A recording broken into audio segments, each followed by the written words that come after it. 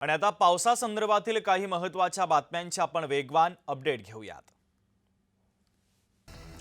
उजनी आणि वीर धरणातून मोठ्या प्रमाणात पाण्याचा विसर्ग सुरू असल्याने पंढरपुरातील चंद्रभागा नदी दुथडी भरून वाहू लागली आहे। त्यामुळे पुराच्या पार्श्वभूमीवर रेस्क्यूची नियुक्ती करण्यात आलेली आहे।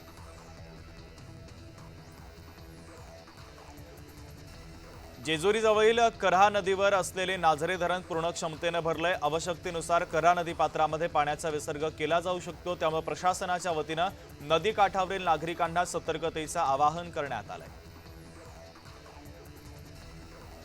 नाशिकमध्ये सुरू असलेल्या मुसळधार पावसाने सुरगाणा आणि पेठ तालुक्याला जोडणारा पुलाचा भराव खचला। प्रशासनाने तातडीने दखल घेऊन पुलाचं काम तातडीने करावं अशी मागणी आता स्थानिकांनी केली आहे। नाशिकमधील दिंडोरीच्या करंजवण धरण हे 90% भरले। धरणातून 19,000 क्युसेक वेगाने पाण्याचा विसर्ग नदीपात्रामध्ये केला जातोय। धरण भरल्याने मनमाड शहराचा पिण्याच्या पाण्याचा प्रश्न आता मिटला आहे। हवामान विभागाने नाशिक जिल्ह्यातील 7 तालुक्यांसाठी पावसाचा रेड अलर्ट दिला होता। मात्र शनिवारी दिवसभर पाऊस गायब होता, कडक ऊन पडलं होतं।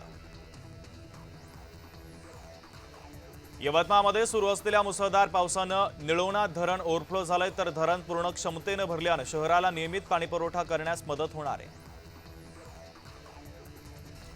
नाशिकमधील वालदेवी नदीला आलेल्या पुरामध्ये तरुण वाहून गेला। या बेपत्ता तरुणाचा शोध घेत असताना पाण्याच्या वेगामुळे एनडीआरएफ देखील बोट उलटली, तर बेपत्ता तरुण पाण्याच्या वेगवान प्रवाहामुळे दूर वाहून गेल्याची शक्यता आहे।